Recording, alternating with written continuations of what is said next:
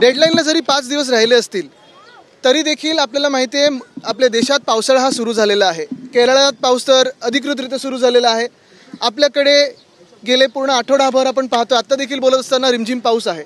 सगळीकडे आपण एकच दृश्य पाहतोय, रस्त्याची कामं पूर्ण झालेली नाही आहेत. जी सेफ स्टेजला आणायला पाहिजेत ती कामं सेफ स्टेजला आणलेली नाही आहेत. नालेसफाईची देखील कामं आम्ही कुठेही राजकारण आणू नये आणि महापालिकेला काम करायची संधी मिळावी म्हणून जास्ती काही व्हिजिट्स केल्या नव्हत्या.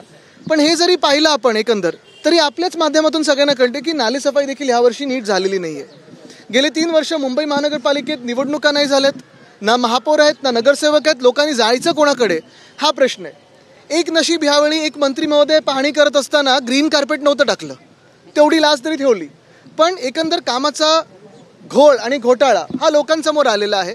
आणि जी आश्वासनं, खोटी आश्वासनं, खोटारडेपणा आम्ही उघडा पाडला त्यांचा की 2 वर्षात मुंबईला खड्डेमुक्त करू, 2 वर्षात आम्ही पूरमुक्त करू.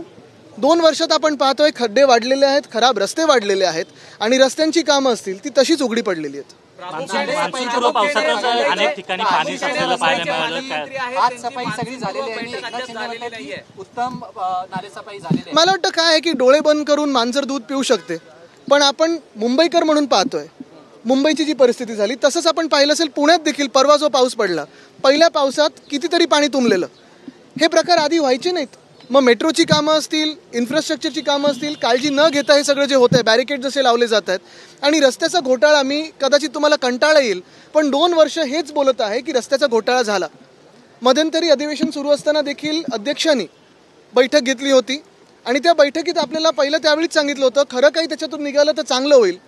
पण जैसे थे ही परिस्थिती आज आहे आणि ह्याला एकच उत्तर राहील, निवडणुका घेऊन ही जी काही कीड, राजकीय कीड महानगरपालिकेला कॉन्ट्रॅक्टर्सची यांनी लावलेली आहे, मिंदेंनी, एशन्सीनी, ती दूर करणं. 2023 पर्यंत 22 पर्यंत खरं तर मुंबई महानगरपालिकेमध्ये नगरसेवक होते, त्यावेळेस 100% जवळपास ही नालेसफाई झाली असल्याची माहिती मिळते. त्यानंतरची 2 वर्ष किमान 64-65% नालेसफाई झाल्याची देखील माहिती. आपल्याला आठवत असेल कोविडचा काळ असताना देखील आणि त्याच्या आधी देखील जेव्हा नगरसेवक होते आणि मुंबई महानगरपालिकेत शिवसेना होती, शिवसेना उद्धव बाळासाहेब ठाकरे होती, तेव्हा 25 वर्ष आम्ही लोकांना उत्तर द्यायला रस्त्यावर असायचो. कुठेही काय झालं तरी आम्ही तिथे असायचो आणि त्याच्या आधी मॉन्सून पूर्वीची बैठका असायच्या.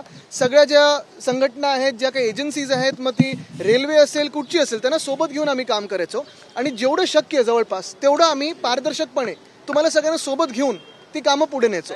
पण गेल्या 3 वर्षांमध्ये नागरिकांनी जायचं कोणाकडे हा प्रश्न पडलेला आहे. म्हणजे फोडाफोडी चालू आहे, पैसे देतात नगरसेवक, माजी नगरसेवक कोण इकडचं तिकडचं घेण्याचा प्रयत्न करतात, पण लोकांची कामं अजून होत नाहीयेत. मान्सून पूर्व बैठक ही पालकमंत्री पदांनी घेतली पाहिजे, ती अद्याप झालेली नाही.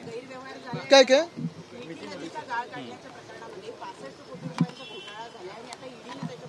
नक्कीच. आणि चौकशी मला वाटतं महत्त्वाची ही व्हायला पाहिजे की गेल्या 3 वर्षामध्ये हे सगळं जे काही झालेलं आहे, मग मिठी नदी असेल, गाळ काढणं असेल, दहिसर, पोईसर, ओशिवारा, हे सगळं किंवा आत्ता रस्ते, ह्याच्यात सखोल चौकशी मला वाटतं कोर्टाने केली पाहिजे. कारण महत्त्वाची गोष्ट ही आहे की गेल्या 3 वर्षामध्ये मुंबईचा पैसा हा एशन्सीनी लुटलेला आहे. त्यासोबत एक भाजपचा एका राज्यसभा खासदाराने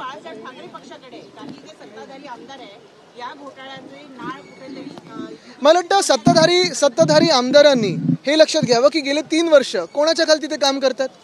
गेले 3 वर्ष आपण पाहतो जो घोटाळा झालाय, आम्ही सत्तेत होतो का? आणि 25 वर्ष जी भाजप आता आमच्यावर आरोप लावते, मला वाटतं 2002 की 97 पासून 2017 पर्यंत भाजप कोणाच्या सोबत होती? महत्वाची पदं सगळी होती, ज्या कमिटी होते, इम्प्रुव्हमेंट असेल, BST असेल, शिक्षण समिती असेल, याच्यावर भाजपनी बसलेच होते ना.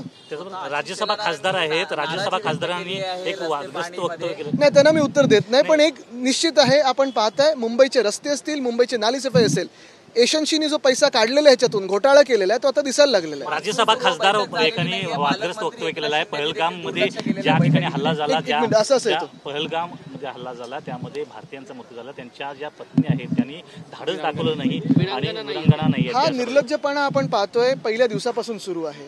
आपण एक पाहिलं असेल, त्या ज्या पत्नी होत्या त्या नेव्ही ऑफिसरच्या, त्यांना कशी शिवी दिली गेली. मग विक्रम मिस्री जे स्वतः केंद्र सरकारचेच अधिकारी आहेत, त्यांना शिवीगाळ झालेली. आणि आता हे मला वाटतं हा निर्लज्जपणा भाजपचा. एका बाजूला आपण जगाला काय करायचं हे दाखवत आहोत, पण दुसऱ्या बाजूला इथे प्रचार सुरू झालेला आहे. आम्ही जगभरात एकत्र आहोत भारतीय म्हणून, हे आम्ही राहूच, पण इथे त्यांनी त्याच्यावरनं राजकारण करू नये. त्याचं महिला आयोगाच्या अध्यक्ष आहेत. पालकमंत्र्यांनी घेणं अपेक्षित आहे. मान्सून दाखल झालेला आहे, मात्र अद्याप ही पालकमंत्र्यांची बैठक ही झालेली नाही. पालकमंत्री फक्त स्वतःच्या बंगल्यांसाठी, गाड्यांसाठी, अधिकारांसाठी बैठक घेतात. बाकी मुंबईकडे कोणाचंही लक्ष नाही. आदिवासी फंड जो आहे तो लाडकी बहीणकडे वळवला नाही. एक आपण पहा की ही सगळी जी उधळपट्टी झालेली कॉन्ट्रॅक्टर्सवर ना लाडकी बहीणसाठी पैसा आहे ना आदिवासी खात्यासाठी पैसा आहे. कुठच्याही खात्यासाठी पैसा नाही आहे. आता आम्ही शालिमारची पण मागणी केली आहे आमच्या BDD चाळींसाठी. BDD चाळींमध्ये आपण पाहतोय पाणी तर गळायला लागले वरतून छतातून, तरी देखील पैसाच आला नाही. कॉन्ट्रॅक्टरना पेमेंटच झालं नाहीये. लाडक्या कॉन्ट्रॅक्टरना पैसे मिळतात, बाकीच्यांना नाही. महिला आयोगाचे अध्यक्ष आहेत. महत्त्वाचा प्रश्न असा आहे की सुजय विखे पाटील असं म्हणतायत की शिवसेना उद्धव बाळासाहेब ठाकरे पक्षांबरोबर आता कोणाची युती होणार नाही. पुढच्या 2 वर्षामध्ये फक्त उद्धव ठाकरे आणि संजय राऊत हेच या पक्षामध्ये. ठीक आहे ना, आम्ही वेगळे वेगळे पक्ष बदलत नाही स्वतःचे कारखाने वगैरे वाचवायला. मला त्याच्यात जायचं नाही. आदित्य जी, कल नीति आयोग की बैठक हुई, उसमें ये कहा गया कि हमने जापान को सरपास करके चौथे नंबर पे हमारी इकोनॉमी आ चुकी है, 4 ट्रिलियन इकोनॉमी. खुशी है, इकोनॉमी बढ़ते जाए, लेकिन इसी के साथ रोजगार भी बढ़ते जाए, लोगों की आमदनी भी बढ़ते जाए और लोगों में खुशी भी बढ़ते जाए. क्योंकि आज अगर आप देखें तो सबसे बड़ी दिक्कत इस देश में बेरोजगारी है, सबसे बड़ी दिक्कत इस देश में महंगाई है. और यही है कि सरकार इस पे सीरियस है कि नहीं पता ही नहीं चलता. क्योंकि अगर किसी को पूछे सरकार में कि क्या करना चाहिए तो कहते हैं भजिया तलो. ऑपरेशन सिंदूर को लेकर जो बीजेपी के खासदार हैं, राज्यसभा के सांसद जो कहा है, विवादित बयान दिया है और ये कहा है कि वीरांगना नहीं. ये भाजपा की मानसिकता है. जो वो छुपाना चाहते थे, जो उनके मन में है, वो बाहर आ गए. इसके पहले भी हम देख रहे हैं राजीव जी कि हमेशा इस तरह के बयानात आते रहे. मन की बात में प्रधानमंत्री ने आतंकवादी का जिक्र किया. इस प्रकार से पूरे देश में माहौल चल रहा है. नहीं, पता नहीं, मैं सुनते नहीं आया हूँ कभी मन की बात, तो मुझे पता नहीं. हम तो दिल की बात कहते हैं. एनडीए की हाई लेवल मीटिंग होने जा रही है जिसमें एनडीए के मिनिस्टर्स और DCM chief ministers will be attending operation Sindoor को लेके. और बट सवाल यही है, अगर दुनिया भर में हम ऑल पार्टी डेलीगेशन भेज रहे हैं और हम सब भारतीय हैं, तो फिर यहाँ क्यों ये वाद हो रहा है कि एनडीए और नॉन एनडीए? सारे चीफ मिनिस्टर्स को बुलाओ. जो बॉर्डर एरियाज है वहाँ के तो 2-3 चीफ मिनिस्टर तो बाहर के हैं, दूसरे पार्टी के हैं. क्या दूसरे देश के नहीं है ना? एक ही देश है. तो क्यों इसमें फिर ऐसी डिवीजन हो रही है? एनडीए हो नॉन एनडीए हो, सारे चीफ मिनिस्टर्स को बुलाओ और ब्रीफ कीजिए. और हमारी तो मांग यही है कि पार्लियामेंट का सेशन बुलाइए.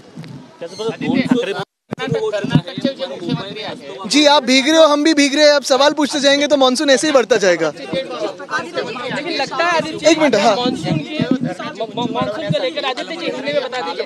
आदित्य जी, एक मिनट. मानसून को लेकर सवाल है आदित्य जी. बघू पुढे काय होतं. मानसून को लेकर मुंबई में दस्तक देने वाला महाराष्ट्र में लगातार मानसून की तो शुरुआत हुई है, लेकिन रास्तों के काम हो, नाले सफाई के काम हो, वो तो कुछ हुए नहीं है. सिर्फ भ्रष्टाचार हुआ है. बारिश अगर हुई है सबसे ज्यादा, तो ये जो भ्रष्ट सरकार है उनके पॉकेट्स पे ही हुई है, पैसों की बारिश हुई है, बाकी कुछ नहीं. सवाल ये है, जिस तरीके से मन से और शिवसेना के साथ में आने की बात चल रही है, क्या लगती है बातें सचमुच सीरियस? बात एक तरफ से हुई नहीं, दोनों तरफ से बात अगर आप देखें तो सिर्फ प्रेस में हुई है. और हमने यही कहा है कि महाराष्ट्र के हित के हो, समाज के हित के लिए हो, इस देश के हित के लिए हो, अगर कोई भी साफ दिल से साथ में आना चाहता है इस भ्रष्ट सरकार के खिलाफ, जो एंटी महाराष्ट्र है, जो भाजपा एंटी महाराष्ट्र है, जो भाजपा एंटी मुंबई है, उनके खिलाफ कोई आना चाहता है, तो हम खुले दिल से स्वागत करेंगे. दोन्ही ठाकरे बंधूंनी एकत्र यायला पाहिजे. आणि ज्या प्रकारे केवळ माध्यमामध्ये चर्चा होतीये, फक्त मनसे म्हणते की प्रस्ताव तरी पाठवावा म्हणून. बघा, आमचं एकच म्हणणं आहे, जेव्हा तिथून काही बात सुरू झाली आम्ही देखील प्रतिसाद दिला. आता महत्वाची गोष्ट ही आहे की कोण मला हे म्हणाले मला माहित नाही, त्यांच्या वरिष्ठांकडून कोणीतरी पुढे यावं. पण महत्वाची गोष्ट हीच आहे की आम्ही जिथे आहोत तिथेच आहोत. आणि एक तुम्हाला सांगतो, ह्या महाराष्ट्राच्या हितासाठी, देशाच्या हितासाठी, समाजाच्या हितासाठी जे महाराष्ट्र द्वेष्टे भाजप आहे त्यांच्या विरुद्ध, भ्रष्ट भाजप आहे किंवा एशनशी आहे त्यांच्या विरुद्ध कोणी जर एकत्र येत असेल तर आम्ही त्यांचं खुल्या दिलाने स्वागत करू.